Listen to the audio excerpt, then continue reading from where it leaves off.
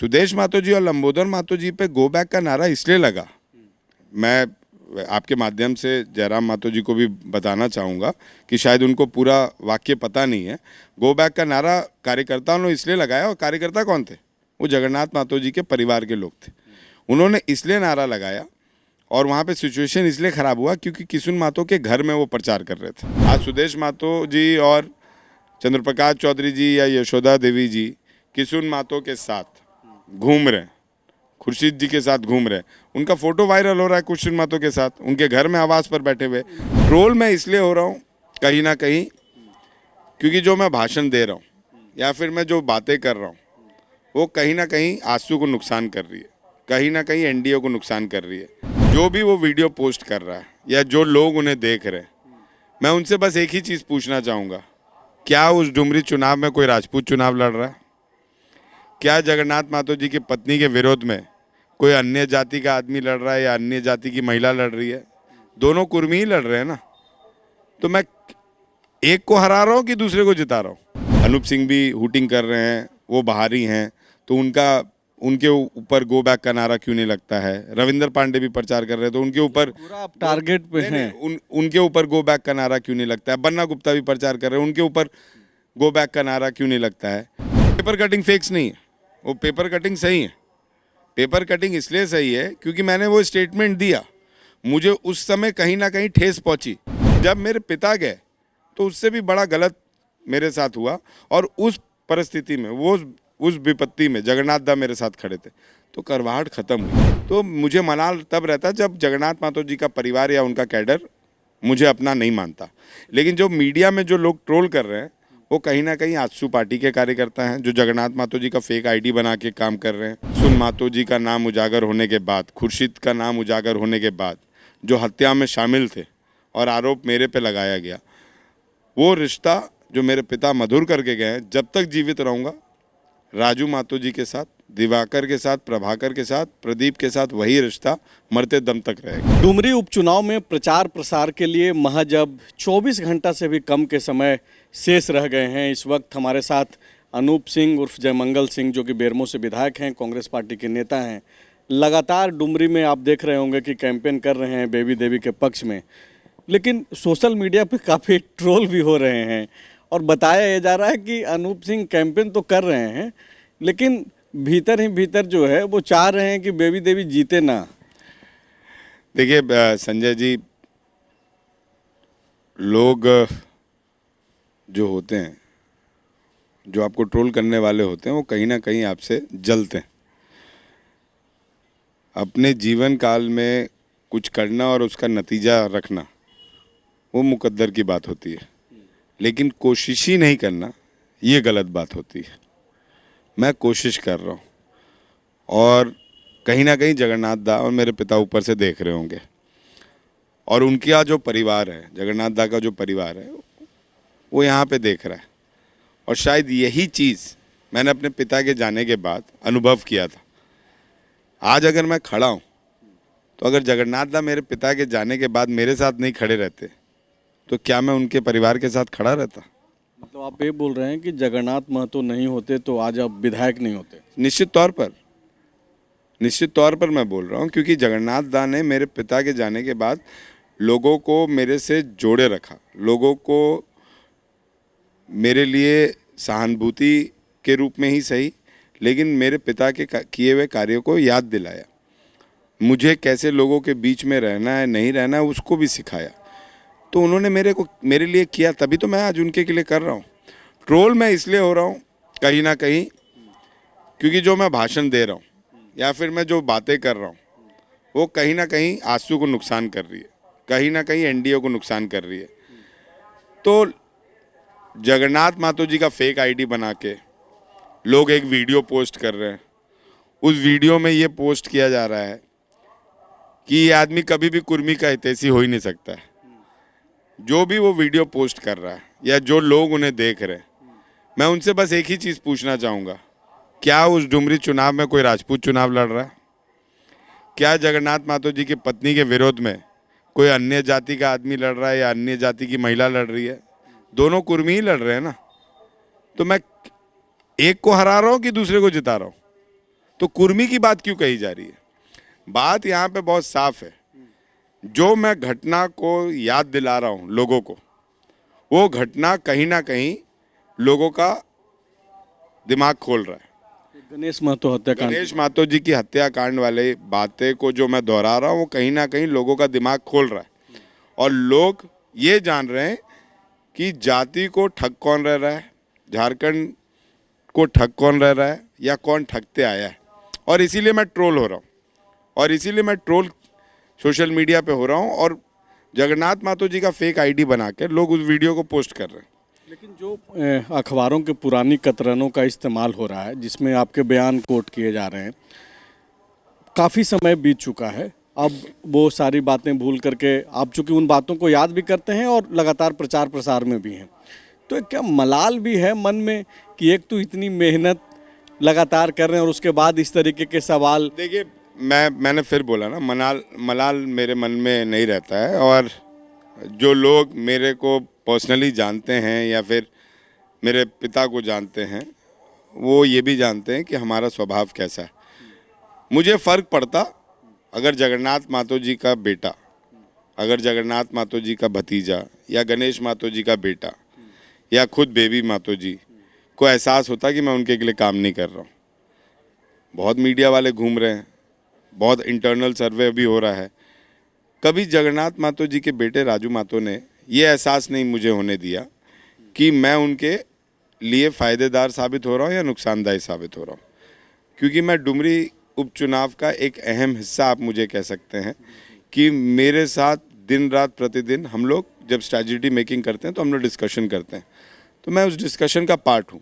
और मुझे अच्छा लगता है कि डुमरी मेरा विधानसभा नहीं भी है, तब भी जो मेरे जगन्नाथ मातो जी के बेटा या भतीजा लोग हैं, वो मुझे उसका अहम हिस्सा मान के मुझसे सलाह भी ले रहे हैं, मुझसे मदद भी मांगा जा रहा है कि हम कैसे और चीज़ों को ठीक करें। क्योंकि मैं उपचुनाव लड़ चुका हूँ, तो स्ट्रैटेजी मेकिंग मैं सीख चुका हूँ।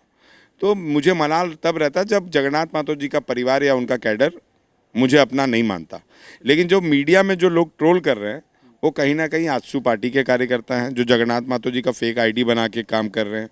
वो कहीं ना कहीं एनडीए के कार्यकर्ता हैं। चुनाव अपने जगह है, नतीजा अपने जगह है।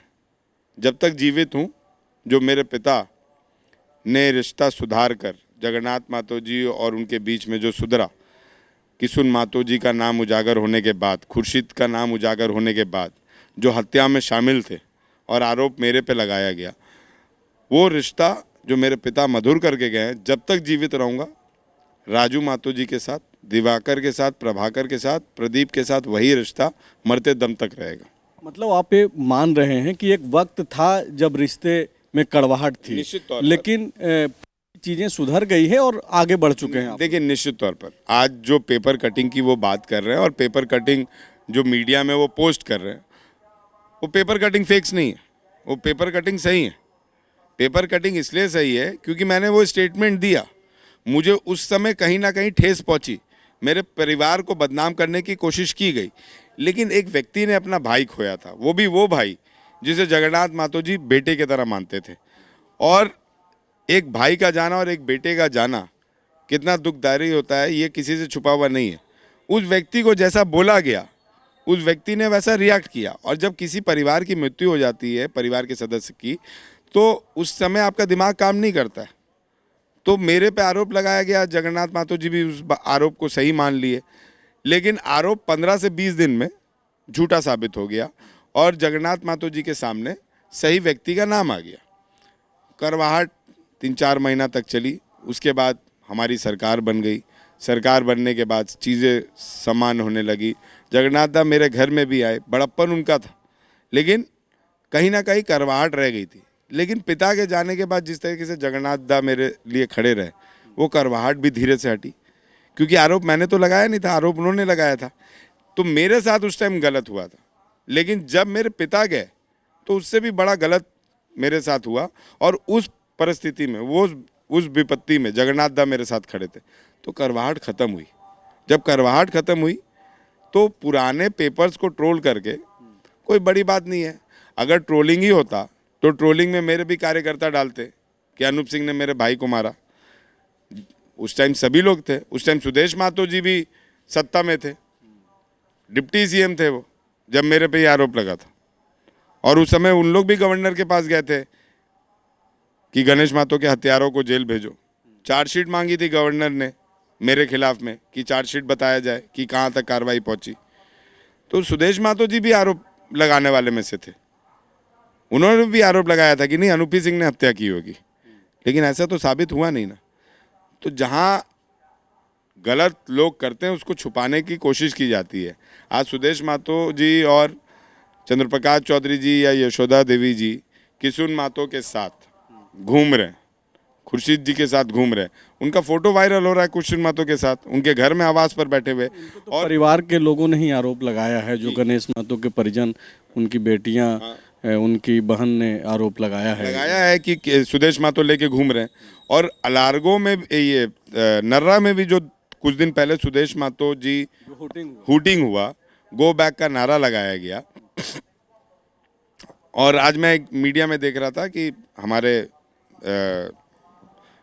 युवा नेता जो जयराम महतो हैं, उन्होंने भी इस बात का खंडन किया कि गो बैक का नारा नहीं लगाना चाहिए था। किसी भी नेता को सम्मान देना चाहिए। अनूप सिंह भी हुटिंग कर रहे हैं, वो बाहरी हैं, तो उनके ऊपर गो बैक का नारा क्यों नहीं लगता है। रविंद्र पांडे भी प्रचार कर रहे हैं, तो उनके ऊपर आप टारगेट पे हैं। उनके ऊपर गो बैक का नारा क्यों नहीं लगता है। बन्ना गुप्ता भी प्रचार कर रहे हैं, उनके ऊपर गो बैक का नारा क्यों नहीं लगता है। सुदेश महतो जी और लंबोदर महतो जी पे गो बैक का नारा इसलिए लगा, मैं आपके माध्यम से जयराम महतो जी को भी बताना चाहूँगा कि शायद उनको पूरा वाक्य पता नहीं है। गो बैक का नारा कार्यकर्ताओं ने इसलिए लगाया, और कार्यकर्ता कौन थे, वो जगन्नाथ महतो जी के परिवार के लोग थे। उन्होंने इसलिए नारा लगाया, और वहाँ पे सिचुएशन इसलिए ख़राब हुआ क्योंकि किशुन महतो के घर में वो प्रचार कर रहे थे। जो हत्यारा था नर्रा उसका गाँव है, और जो सभा चल रही थी वो किशुन महतो का घर था। तो निश्चित तौर पर कोई व्यक्ति जगन्नाथ महतो के भाई के मर्डर में शामिल है और आप उसके गांव में आकर उसी के घर से प्रचार कर रहे हैं, तो लोगों का विरोध तो फूटेगा ही ना। वो भी नर्रा एक ऐसा गांव है जो जगन्नाथ महतो के घर से मात्र मेरे को लगता है कि 5 किलोमीटर दूरी पर है, तो इसलिए गुस्सा फूटा। अच्छा अनूप जी, सब कुछ तो पब्लिक डोमेन में आ ही गया है, वजह क्या मानते हैं? अनूप सिंह क्या मतलब बहुत ज़्यादा मेहनत कर दे रहे हैं, पक्ष में लोगों को इकट्ठा कर रहे हैं, ये एक भी वजह है कि लोग टारगेट कर रहे हैं? देखिए, टारगेट उसी को किया जाता है जिससे कुछ फ़ायदा हो। तो लोगों को मेरे में फ़ायदा दिख रहा होगा, चलिए मैं टारगेट ही सही, कभी तो किसी के फ़ायदा में आ रहा हूँ। अगर किसी के फ़ायदा में आप सहयोगी बने, चाहे भले वो आपका विरोध करके उनको फ़ायदा हो रहा है, तो इसे भी अच्छा अपना कर्म ही मान लीजिए कि मैं टारगेट होके भी किसी में फ़ायदा पहुंचा रहा हूं। रह गया बात कि मैंने फिर बोला है कि टारगेट मेरे को बनाने से जगन्नाथ दा का प्रचार या प्रसार में कोई फ़र्क नहीं पड़ने वाला है। टारगेट किसी और को बनाने से प्रचार प्रसार में फ़र्क नहीं पड़ने वाला है।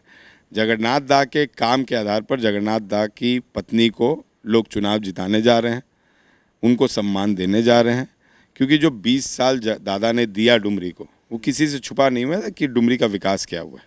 मतलब अभी से ही आप बोल दे रहे हैं कि जीत रहे हैं आप? निश्चित तौर पर अगर हम नहीं जिता पाए या फिर बेबी महतो नहीं जीती, तो कहीं ना कहीं जो समाज सेवा लोग कर रहे हैं, जो कहीं ना कहीं लोग अपने परिवार को छोड़कर दिन रात मेहनत करके लोगों के बीच में जीत कर आते हैं, जातीयता से ऊपर उठकर, धर्म से ऊपर उठकर, उनका विश्वास कहीं ना कहीं टूटेगा। खुदा ना करे कि कल को कोई और बाई इलेक्शन हो जाए और उन श्रेष्ठ नेताओं में से एक का बाई इलेक्शन हो जाए जो आज ये प्रचार में जुटे हुए हैं, हो सकता है मेरे यहाँ हो जाए। तो क्या किसी और के विधानसभा में, ये मेरे विधानसभा में जिस जनता के लिए दिन रात एक करके काम कर रहे हैं, वो जनता क्या उस व्यक्ति को सम्मान नहीं देगी?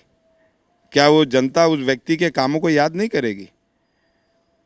राजनीति करना एक अलग बात है, लेकिन राजनीति के माध्यम से जनता की सेवा भाव करना एक दूसरी बात है, और उस सेवा भाव के तहत जनता को उसे याद रखना वो सबसे बड़ी बात है। जिस दिन जनता वो भूल जाएगी, हिंदुस्तान में अच्छे राजनेता पैदा होना बंद हो जाएंगे।